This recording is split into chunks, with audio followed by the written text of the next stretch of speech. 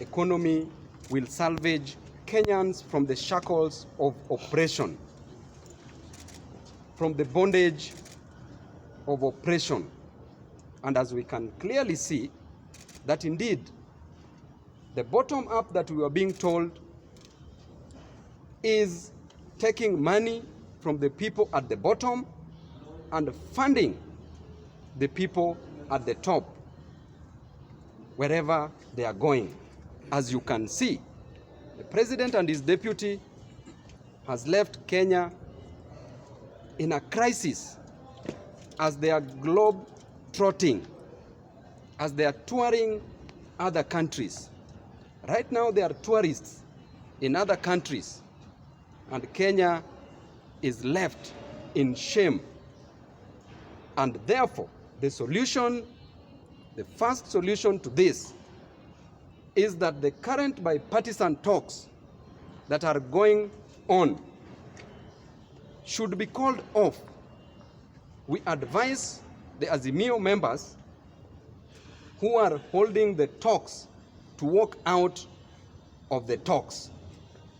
It is not the time to talk, it is time to walk. We need to go, we need to communicate in a language that this government best understands. Instead of talking with the riffraffs, the miscreant gun that is claiming to own the shares of this nation, we need to talk with the mamamboga. We need to talk with the mamambogas who have no money, who have no transport cost to go and restock, who have no money to go and buy more stock because the cost of mboga is now at a higher price. We need to talk with the boda riders who have no money to refuel their bodas.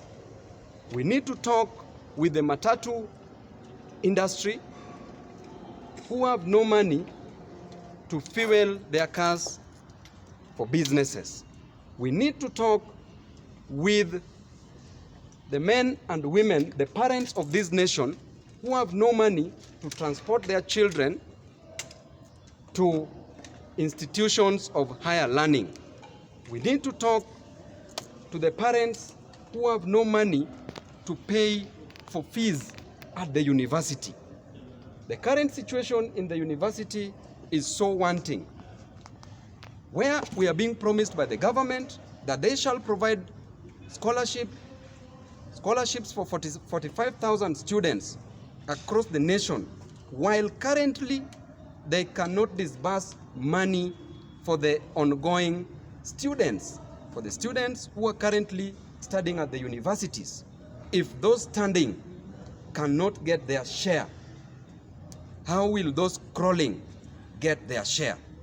Therefore, whatever is happening at the Bomas of Kenya must be cancelled with an immediate effect. And the moment we resume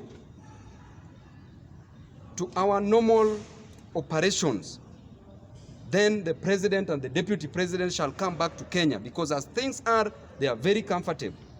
Wameenda kuogelea ng'ambo, Wakenya wakiumia hapa nchini. Wameenda kujivinjari ng'ambo, Wakenya wakati Wakenya wanaumia hapa nchini.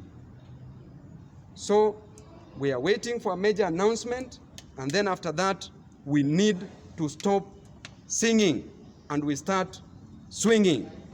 Thank you. Mheshimiwa, just a question. Yes. Do you think that will worsen the situation if, bipartisan talks fail? Because, you need healthy stomachs to go to Mandamano. Don't you think that will worsen? A hungry person cannot go to Mandamano. Thank you very much, Seth. But as things are, we are already suffering. The situation is already worse. And as things are, I can clearly tell you that one of the terms of reference, the main reason why the bipartisan talks were called is to lower the cost of living. And as things are, the bipartisan talks are there, but the cost of living keeps on rising. Therefore, it will never be handled. And I told you, as simple as securities for these members of parliament have not been given back to them. As simple as that. If that cannot be given back to us, do you think the cost of living will be lowered? Do you think we will get anything meaningful from the bipartisan talks? And therefore, Kenyans are already dying. Kenyans know the way to heaven because you've clearly shown them where heaven is, and I'm very sure Kenyans are ready to go to heaven. And that heaven, there is happiness. In heaven, there is no rent. In heaven, there is no cost of electricity. In heaven, you are not buying water. In heaven, there is free food. Therefore, let us meet in heaven. Are you ready yourself to go to heaven? You see the way I'm dressed? This dress code shows you that I'm on my way to heaven. Waziri anasema kwamba dola imekuwa ikipanda na ikilinganishwa na nchi za hapa karibu majirani Tanzania, Uganda, sisi tuko angalau iko juu. Pia anasema kwamba kule Marekani iko petroli iko 1,300 na hivyo tuko angalau kuliko. Pengine unasema ni kusema nini? We can't compare our nation Kenya with developed countries. Kenya is a crawling country. It is a third world country where we need to be cushioned because there are no jobs.